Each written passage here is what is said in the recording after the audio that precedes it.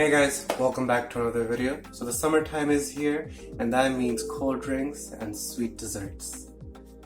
Although we always have sweet desserts, so I don't know what I'm saying, but do have an awesome summertime dessert for you because it pairs so well with ice cream. It's too perfect.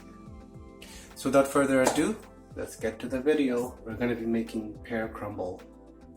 So first, I'm gonna dice up my pears. So something I learned, a little tip I guess, is dice them up smaller than what you see me doing here. Because it tasted fine and everything, it cooked fine, but it was a little bit awkward to eat because the pieces were just so big because I diced them up so big. So if you're gonna do this, make sure to, chop them up into small pieces. It'll just be a little bit more fun to eat. So up next, I'm lubing up my baking dish with coconut oil. You don't have to do this, this is optional. I thought it would just add a nice little touch, it would make it more aromas, is that a word? And it did make it a little bit more flavorful and gave off that coconut aroma that tastes so lovely. So if you have coconut oil, that's cool. If you don't, is whatever. You don't have to go out and buy it or nothing. And then we put the pears in and put them aside so they can chill out, hang out, have a conversation, really get to know each other while we work on the filling.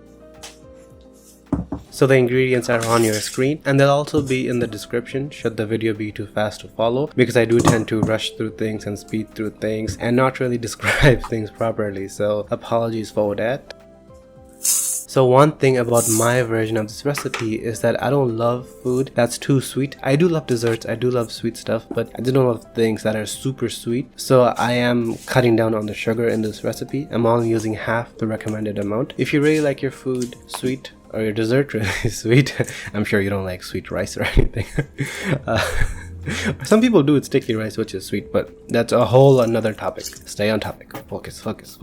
I'm such a scatterbrain. So yeah, if you would like it sweeter, you can double up on the sugar. But the only thing is that, remember, the moistness is only coming from the butter and the lemon juice. So if you increase any of the dry components, you might have to add a little bit of water or yogurt or butter. But I wouldn't recommend adding butter because it's already high on butter. You don't want it to be too fattening, right? So you can just add a few drops of water or a little bit of yogurt. If the filling doesn't hold together at the end, you'll see when I mix it, when I'm done mixing, the filling kind of holds together in clumps because of the moistness. So if you increase the sugar or something else and your filling is not holding together, that's what's going on. You might have to add a little bit of water, maybe some yogurt, up to you.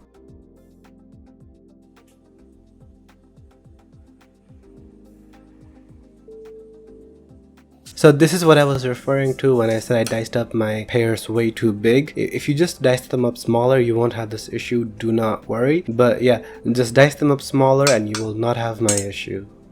Well, I have a lot of issues, but you'll avoid this specific issue. Oh no, what am I doing?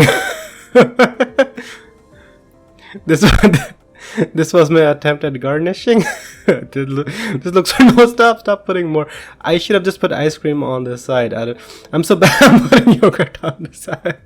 I'm so terrible at this. Nice and easy, but more importantly, nice and lazy.